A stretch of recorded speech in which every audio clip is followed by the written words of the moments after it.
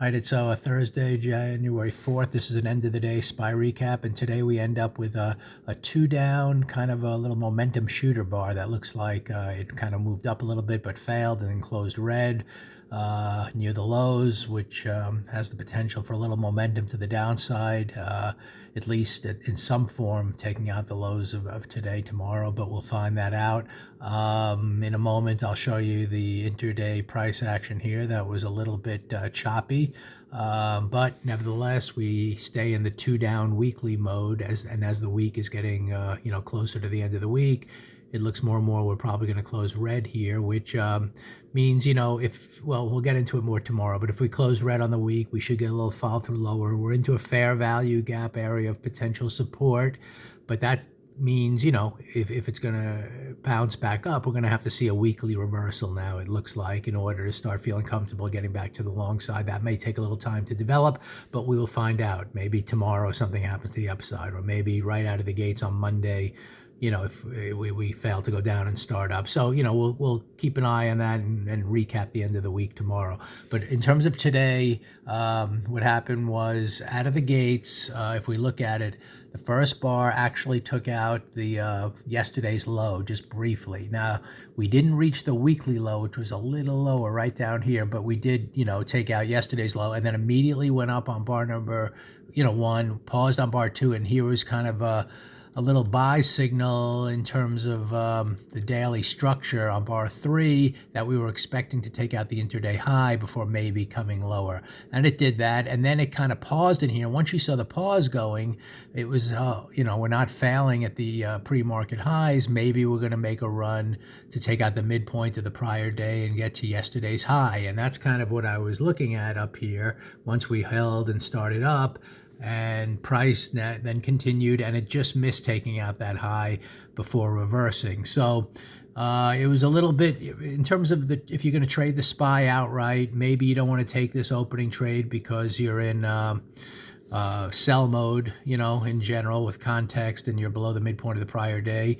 But then when it went up and held, you kind of expected a push up, and maybe we were going to get an outside day to the upside. And that doesn't necessarily mean we're going to continue much higher. It just means we're getting short-term high, lower lows and higher highs. But what happened was the market really collapsed at this point, and you kind of sensed that this was not a normal pullback. Then this little, 4 bars here offered you an opportunity for a late in the day sell signal to take out the intraday lows. That's really, so you could have bought this here if you wanted to just see if it, takes out this high and maybe we get a reversal. And given that it paused and continued higher, this was a bit of a morning trade against the overall trend. This trade down here was more with the overall trend, taking out the lows of the day.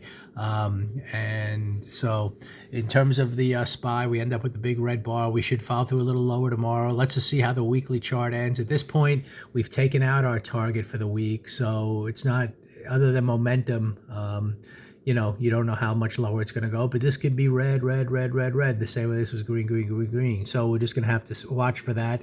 And again, until now, since we're kind of getting towards the end of the week, we're almost going to need to see a weekly reversal, in my opinion, before I get comfortable with the upside.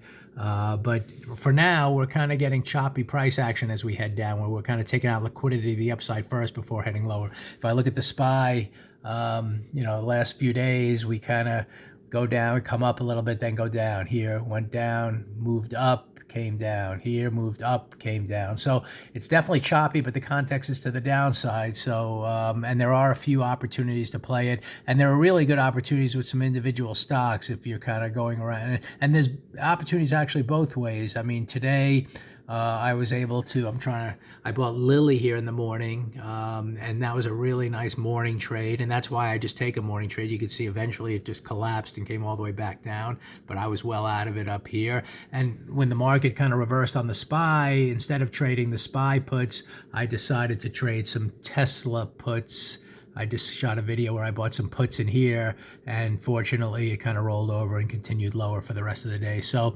there were some individual stocks both ways, but in general, the SPY, started up structure-wise in the morning, and if you would have taken just a morning trade, which I normally like to do, you could have taken advantage of that. You never got an orderly pullback for another push up to take out that, yesterday's high, and instead it offered you one more chance to get short here at the end. Those were really the two trades of the day, bar three, and then right over here to buy, to go to the sell side, according to my methodology. And again, taking base hits is, in that morning trade is why I like to do it a lot, because sometimes you get the reversal. Or on Lilly, you come up and this is already exhaustion risk from the upside. And then as it turns out, the great morning trade, failed by for the rest of the day. So that's what we have going into the last day of the week. We'll expect a little lower, but let's see. At this point, the way to reverse is to either start above the midpoint tomorrow, gap up for some reason and start higher, or